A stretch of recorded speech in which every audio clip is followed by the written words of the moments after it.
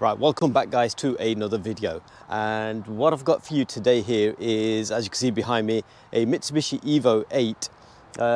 This is the FQ300 variant. It's not the MR, but it's still such an epic machine.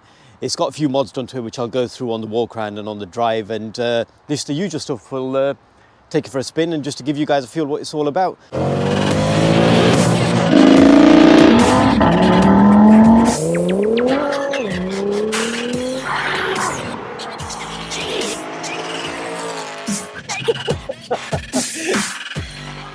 Subscribe to our YouTube channel, Performance Lifestyles. Check us out on Instagram, performance_lifestyles, and we're on Facebook as well, Performance Lifestyles.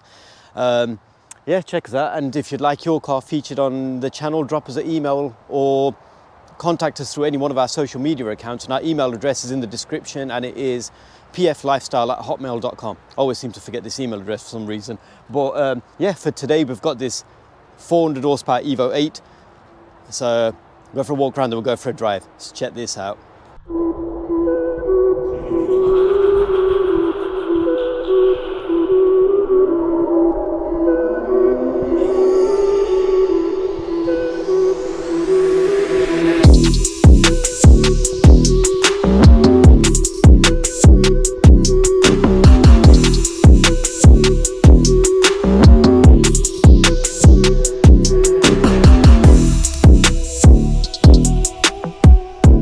So here it is, the Mitsubishi Evo 8 FQ300. It looks absolutely stunning. You don't actually see many of these about anymore, so to actually see one that looks good is a rarity, and this is actually most certainly one of the better looking ones on the road. It's not an MR as I previously mentioned, but to be fair, with the mods it's had done to it, it's still a fantastic car.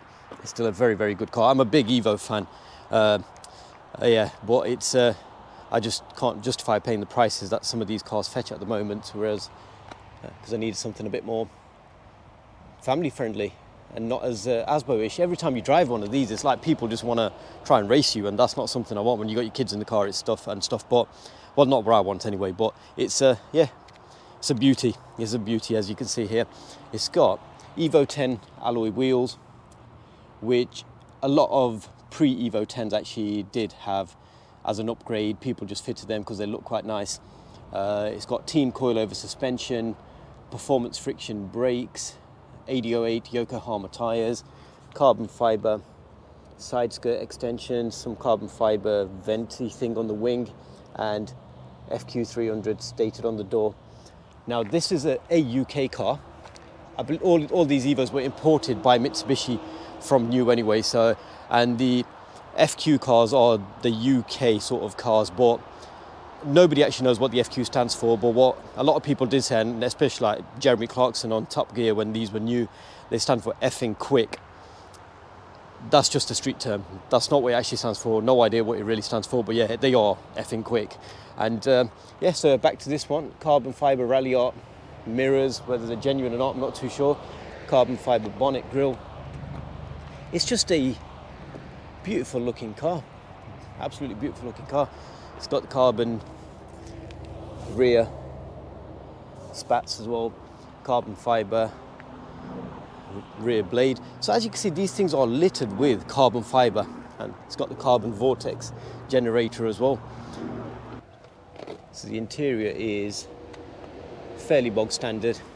It's got the MLR rally art seat covers fitted, but they're half leather interior, seats beneath that, Momo steering wheel. The MRs did actually have the black metal part here, but the non-MRs did come with just the like a silvery sort of finish. Again, carbon dash trim. I'm sure that's aftermarket because standard they didn't come with that. Yeah, it's just got literally, you know, carbon or carbon style stuff littered everywhere. Rally art clocks, which is standard on the UK FQ cars, and 9,000 RPM on the rev counter. Again, another rarity in this day and age. So onto the driver's side. Let's go inside here, get a better idea of what's actually cracking off in here. Yeah, and as I mentioned, there's with Evos, they've always got the rev counter in the middle. So forget what speed you're actually doing, but you just need to make sure you keep your eye on the rev counter. Looks good, to be fair. Speedometer plus is also very, very tiny. You can barely even read any of the they're easy to miss. You can't just glance over. You actually have to look at them just to see what speed you're doing. But yeah, the rev counter's there, and then you got your water temperature, fuel, and just your lights just show your doors open or your intercooler spray temperatures and stuff. Standard old school style knobs here for the heaters and stuff. Aftermarket stereo thing, which somebody's actually had some work done on it, so it says Lancer. And there is the intercooler spray button. Now this car is remapped to, let me just get rid of this key, stops beeping at me. So this car is actually remapped to 400 horsepower, and it's got late 300 pounds-foot of torque, so it goes quite nicely. You know, these cars are rally cars, road legal rally cars really, in essence. 4-wheel drive system, 2-litre turbocharged engine, which I'll show you in a couple of minutes, and a big massive turbocharger strap to them, so they pull quite well. Standard power on this I'm guessing would be about 305 horsepower, with it being the FQ300 model. But with all the modifications, the exhaust, full HKS exhaust, again I believe that's standard, but it's got a decat pipe. Sounds nice, and it's also got upgraded cams, so it gives it a bit of a lumpy idle, which you'll hear in the actual video. I'll put a little clip of the actual idle here, and you'll know what I'm talking about.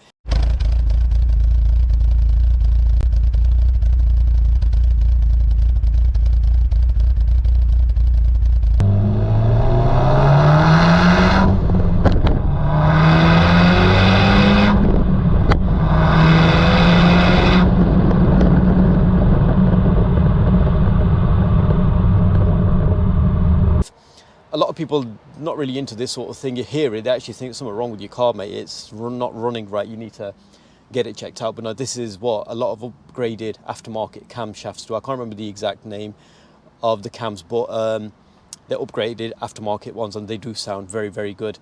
And then it's got HKS intake, which, like I said, I'll show you anyway in a second.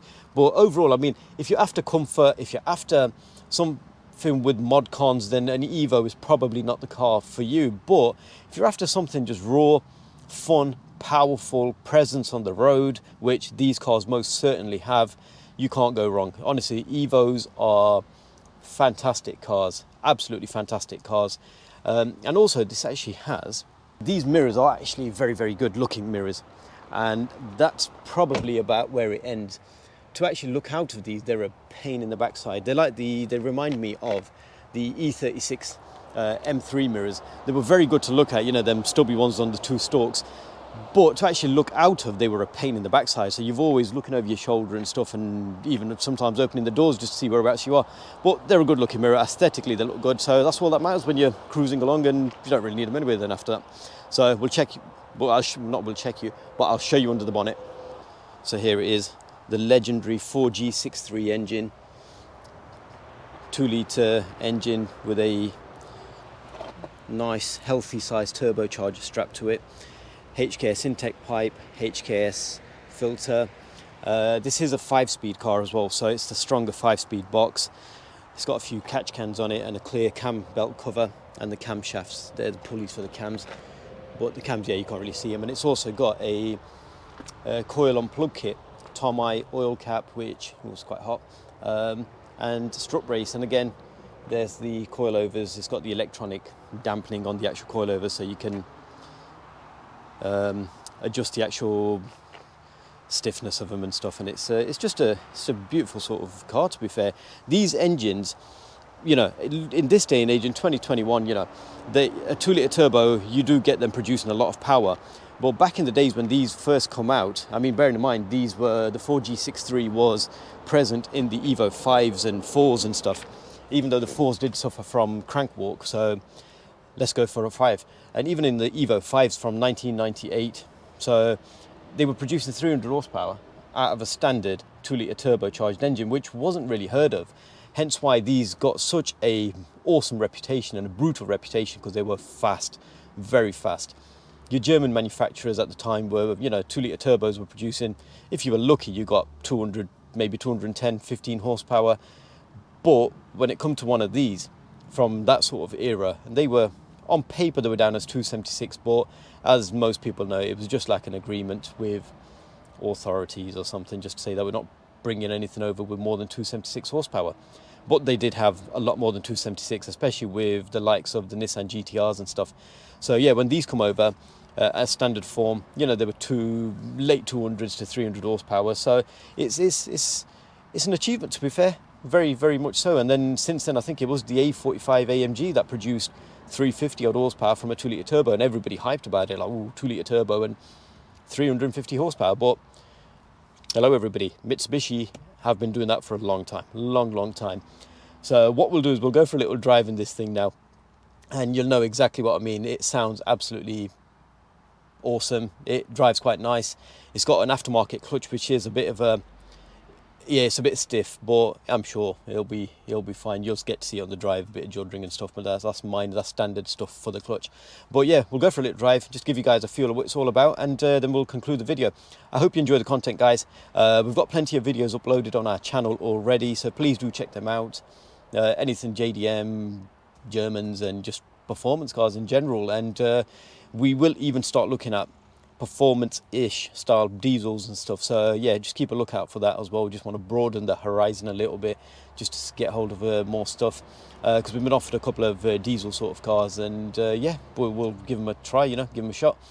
So yeah, subscribe to our YouTube channel, Performance Lifestyles. Check us out on Instagram, Performance_Lifestyles, and Facebook as well, Performance Lifestyles.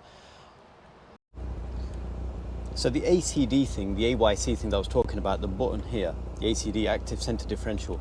So if I press that, it's in tarmac at the moment. Press that, it goes into gravel, and then it goes into snow.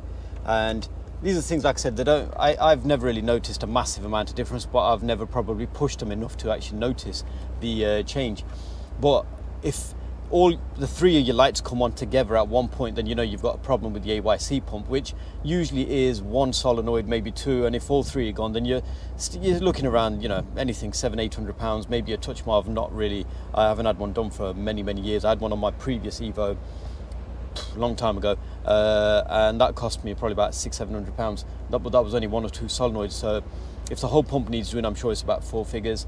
But again, it's something that most people do live without. If your 3 lights come on, it's not really that much of an issue, I think, if you're just using your car for a daily sort of commute. So just live with it, I suppose. So on to the actual drive of this Evo 8. Like I mentioned on the actual walk around, it's got an aftermarket clutch, which can be a little bit on the harsher side. It is a bit firm, but aside from that, it's a perfectly usable car. And like I said, for me, I couldn't use it as a daily purely because of baby seats and stuff, and I think it'll be too loud, kids won't like it, but they are perfectly usable daily cars. It's, you know, if you've got no family, you just want to use it as a daily thing, you're only going to be driving it yourself, or, you know, just one or two of you, then it's perfect. It's perfect. What more could you want? It's a 4-door family saloon with stacks of power. And they, like I mentioned, they've got a presence on the road. I mean, we've got a few of the videos uploaded, and there's a few cars out there, you know, your Golf Rs and your S3s and stuff, that can produce this sort of power with a few modifications. But you just don't get that presence, that people don't acknowledge them as much, purely, and I don't think they drive as well as these. These were built in an era where they were built to drive, literally, you know, and drive them with a big smile on your face. They were fun cars to drive. But the newer cars are a bit more refined and stuff. So if you're after a raw car, an Evo of this era or before this, anything up to an Evo 9 is ideal. Honestly, ideal. They're perfect. They're very, very much so a fun car to drive. You're not going to get much more fun out of another car. And it's a Jap performance car. They weren't built for comfort, and they weren't built for refinements and stuff. And whereas your Germans were, and that's where they weighed them down quite a bit, and it took out the enjoyment aspect of the drive from your German rivals. But again, if you're a German fan, you're a German fan. If you're a Jap fan, then you're a Jap fan. But if you are, then get yourselves one of them. There you go, there's another Golf R. You see them around everywhere. You won't see another Evo around there, or you'll be lucky. And so yeah, and performance wise, this thing is absolutely awesome. It's got the HKS intake on this, really does liven up. The moment you put your foot down, you can hear it sucking in all that air, and it's like and then all of a sudden at the end you hear a bit of like a pigeon sort of thing going on. It's the standard, I think it's an Evo 9 reset valve on this, so there's no aftermarket whooshing and stuff noises. But again, that could be easily fixed with any aftermarket dump valve, and a HKS SSQV is quite a common dump valve that a lot of people have fitted to these sort of cars. They come with comfort wise. It's got AC, it's got 4 electric windows, electric mirrors.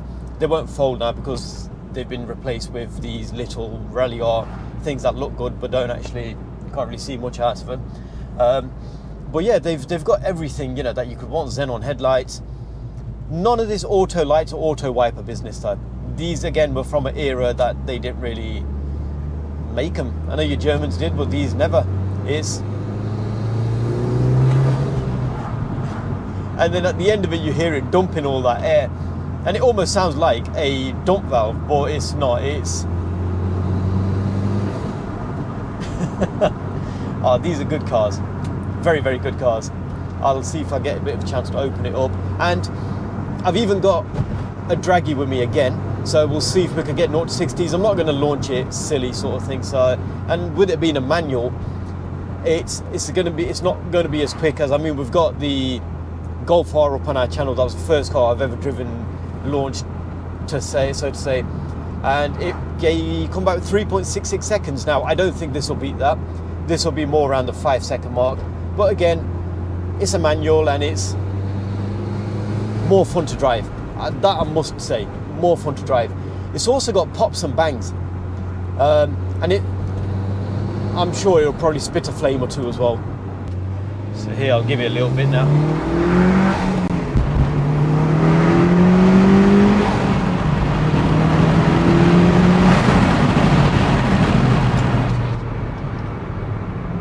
Oh, honestly, they feel great.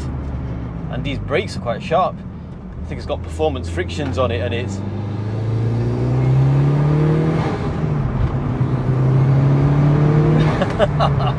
oh, this is... It's that suction roar that I was referring to. It sounds awesome, and I've heard this car from the outside, and it's quite literally that filter is sucking in everything that it can, all the air that it can, not everything, but all the air that it can, and it sounds immense, and you can hear it popping and banging in the background. I don't know if you'll pick it up on here, but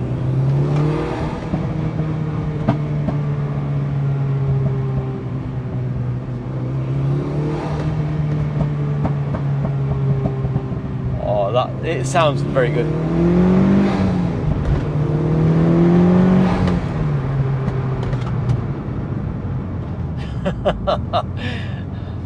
Mitsubishi did an epic job on these Evos. Epic job. And somebody's further enhanced this one. So let's try a DRAGGY run.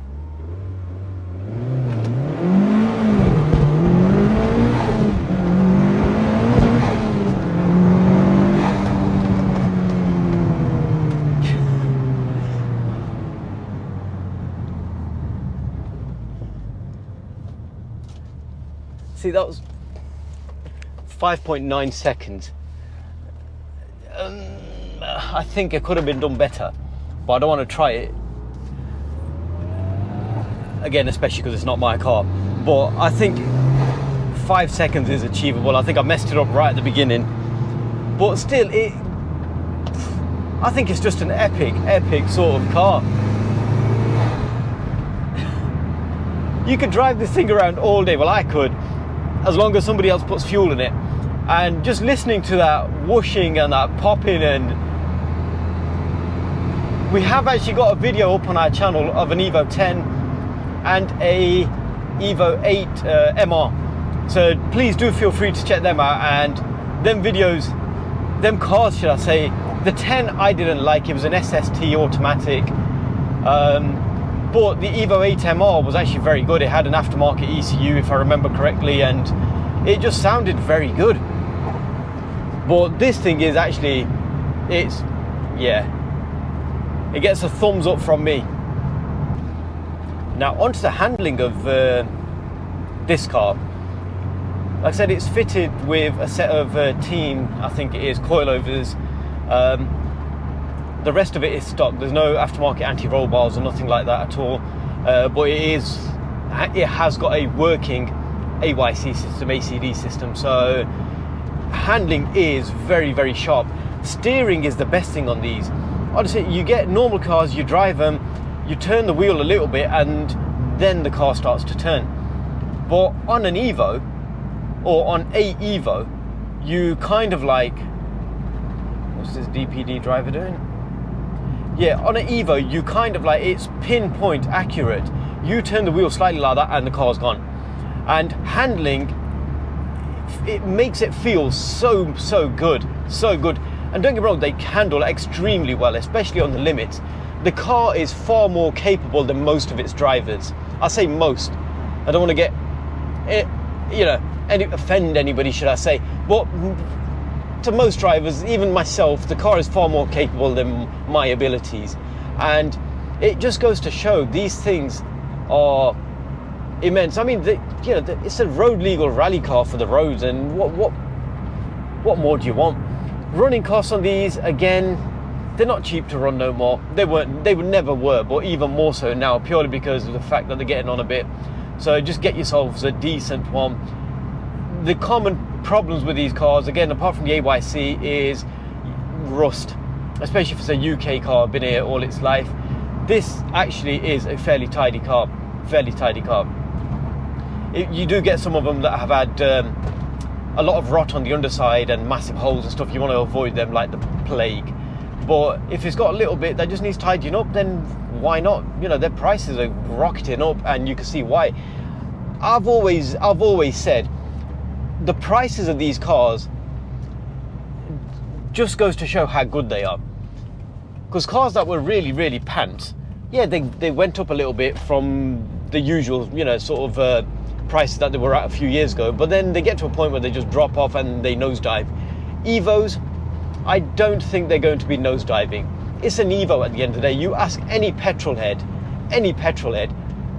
about Japanese performance, and nowadays a lot of people look at Nissan GTRs and stuff, and we do actually have a GTR video up on our channel, so do check that out. But an Evo or a Scooby are generally the two big names that people will refer back to. They're both 2-litre turbos, apart from the newer Scoobies, they're 2.5s and problematic. But from this era, they're all 2-litre turbos, 4-wheel drives, and mega. They pack such a powerful punch, and most of them have had something done to them, like this example here. They've got a little bit tweaks here and there, and a bit more power and decap pipes and exhausts are a bit louder and stuff, and they sound well. I think a quiet Evo or a Scooby is not. I don't think it kind of like deserves to be quiet. I think they need to be loud, shouty, in your face. The looks are very, very, very loud, so the noise needs to match it as well. I've got a cyclist here.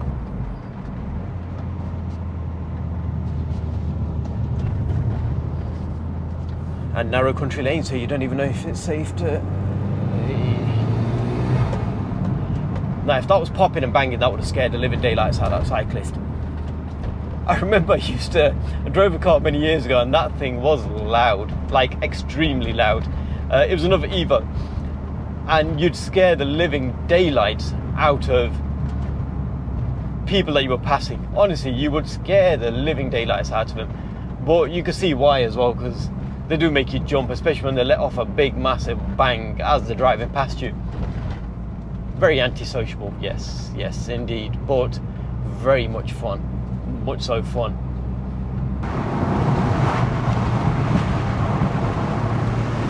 It grips so well.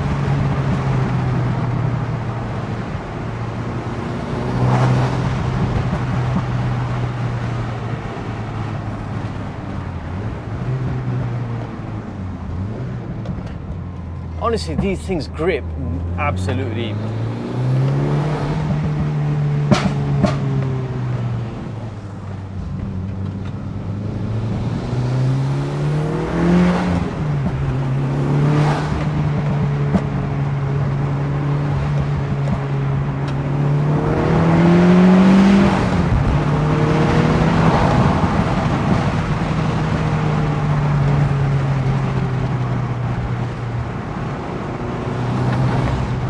my serious concentration face comes on.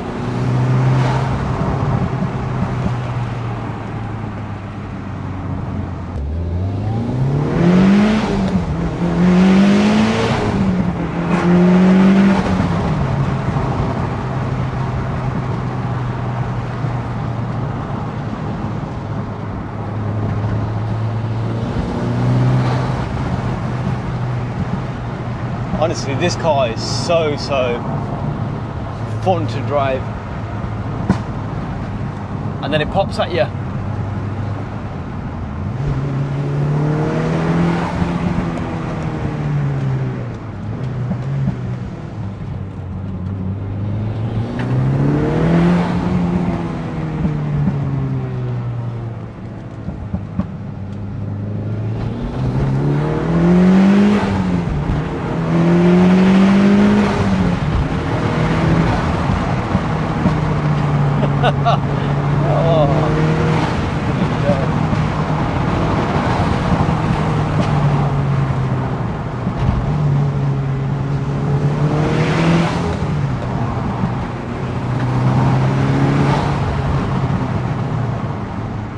Squirrel nearly died there.